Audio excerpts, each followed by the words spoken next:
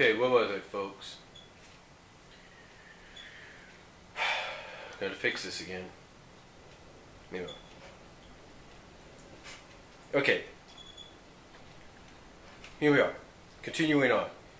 Essentially, this means that a total of 9 issues were ripped out of the comic and replaced with completely pointless filler crap that nobody cared about, yet it was apparent that Flynn was hoping to de-roboticize Sally at the 250 mark, yet instead had to push it back to around 252.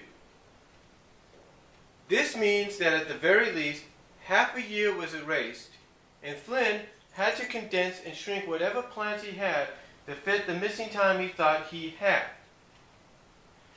So for all the people that tried to defend the whole rewritten story for the last 2 years, Flynn did an admirable job trying to patch it all together time after time after time. But there's only so much one person can do, and in the end, it is really just a patched together horrific mess, that is a far cry from what he originally intended, whatever that was. Some people would say that we should try to think of terms of what could have been and not what we were given. But don't forget that Sonic 2006 is considered the worst game for a reason, because it sucks and was a crappy game due to being rushed. It doesn't matter what could have been, but what we were actually given. The comic is no different, and what we were given was a non-stop mess of a salvage operation. Now for the third reason. Silver and his entire plot. The game's plot with Silver was actually quite simple when you get down to it. Silver traveled back into the past to stop the traitor that was responsible for destroying his future. And we find out that the cause of the destruction was Sonic getting killed. So no real traitor in the end. Which caused Elise to cry and release Abyssal, which causes the end of the world. However, since Silver was there, he was able to tell Sonic's friends how they could revive Sonic using the Chaos Emeralds. In doing so, Sonic was revived, and when combined with the other 2 Sonic Rich skins, they were able to save the day. Silver's plot in the comic is much worse and much more anticlimactic and disappointing, ranging on wasting his entire purpose in the comics.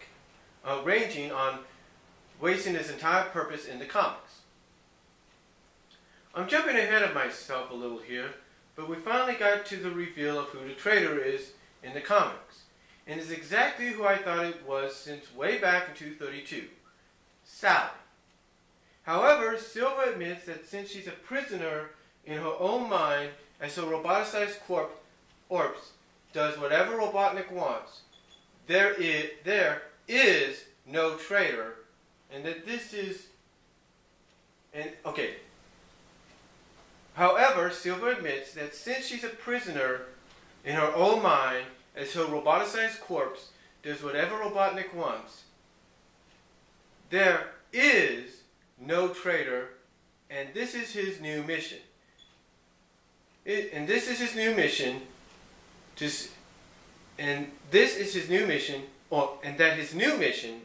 is to help save Sally instead of killing her. However, Flynn tries to salvage this tryst by having Silver save Sonic from Sally in the comic, as if saying that without Silver there, Sonic would have been killed in 247. The plot reveal essentially is one of the worst outcomes we could have gotten for this long build-up plot point. It only could have been worse if Silver decided to try and kill Sally instead of trying to help save her. But there's one other major issue with Silver's plot in the comic that wasn't an issue in the game. The 25/30 years later arc. In the games, there's a present and a future, so it's easy to understand. But in the comics, they added in the problem of an earlier future in between Sonic's time and Silver's time. And the inclusion causes everything to fall apart and make absolutely no sense whatsoever when you think about it. A trait of a lot of Flynn's writing, if you think about it. Looks fine if you don't question it, but collapses like a house of cards if you put even a little thought into it. Continuing on. Now, what's the problem I'm talking about? Sonic and Sally. Okay, now what's the problem I'm talking about? Sonic and Sally are quite alive in 25/30 years later arc. And there's no mentioning of Mecha Sally in that timeline whatsoever, as well as there's world peace instead of the ravaged land Silver comes from in the future. People might try to claim that their future hasn't changed yet since Sally wasn't roboticized in the present yet, but to reason that would mean it shouldn't have happened in Silver's future either. When you get down to it, there's two believed forms of time travel. The first is Trunks from Dragon Ball Z, in which you can travel into the past and save it, but it won't have any change of your own timeline. The other form is Bishop from the X-Men, who can change the past, which has an instant change on your own timeline based on the changes you made. As it appears that Silver is like Bishop. At first, I'm forgetting to put first in this. My bad, I'm sorry. Let me get a drink of coffee here still. Woo. That's better. At first, it appears that Silver is like Bishop, but including the 25-30 years later arc, as Flynn did in Sonic Universe, by having Silver travel there in order to hunt for the traitor, it makes 247 make absolutely and utterly no sense, since there is no way whatsoever what Silver is saying is true. He wasn't there to save the day originally, and what we got was world peace, not Silver's destroyed future. The only logical conclusion would be that the traitor and the end of the world had to happen after the 25/30 years later arc, and not during the Mecha Sally arc. And there was really no other way to see it but that.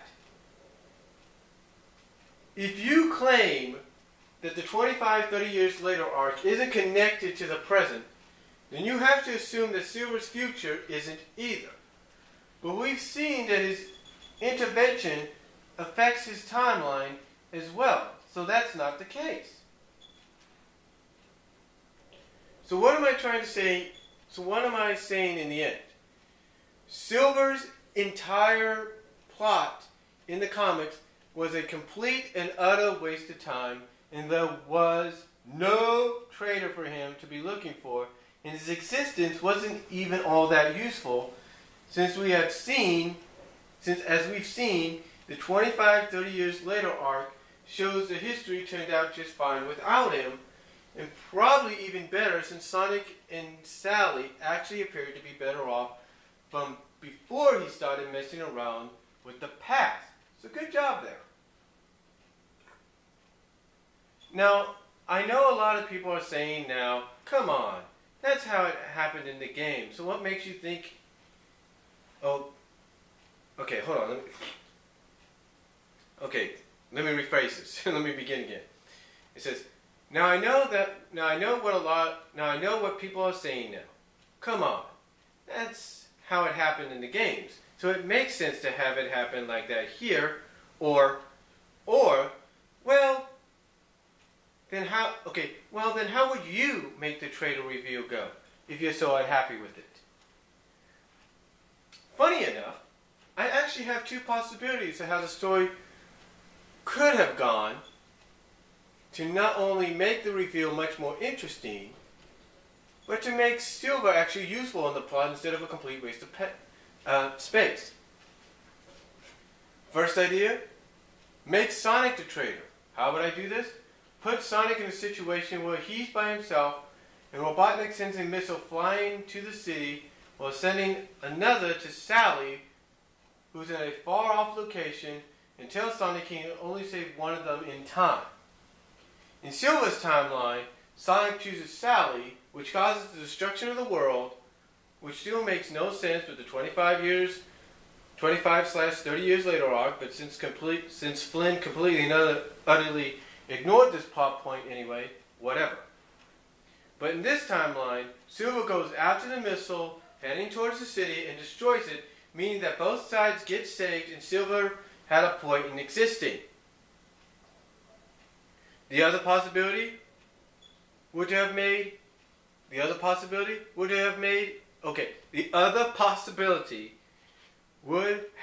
been to make Hamlin the traitor, who was disgruntled at the fact that he was virtually a founding member, being one of the oldest members of the Freedom Fighter, yet wasn't a member of the team or seen as big of a hero like the others were. However, what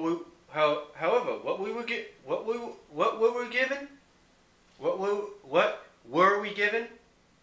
No traitor, and Silver kind of saving Sonic from Sally in a very rushed and confusing fight scene. Goody! So yeah, that's why I consider the 2-year redesign arc to be just as bad, if not worse, than Sonic 2006. In fact, since Sega is forcing these changes and won't backpedal on them, this is virtually as if they made 2006 and then decided to consider going along with it as the new platform to use for all future games, instead of pushing it into the closet and ignoring it for the rest of time, or going back to what people actually liked. This really is one of the worst milestones for a franchise to date. Anywho, let's go into the actual comic for this month itself. We begin with team fighters at the Arctic Tundra staring at the Death Egg, as Amy is in her winter clothes while the guys are naked as usual. Yet Amy is freezing while Sonic shrugs it off, not even bothered by the cold along with Tails, with Amy saying that she's a delicate lady. Yeah, whatever. They're teaming up with the Arctic Freedom Fighters and bust into the bunker near the Death Egg to make sure the breaking in doesn't cause any alarm, and are soon greeted by Silver, who Sonic tries to shove off right away. However, Tails allows him to talk, and he claims that he finally knows who the real traitor is, Sally Acorn. Sonic and Amy are about to... And I'll be right back.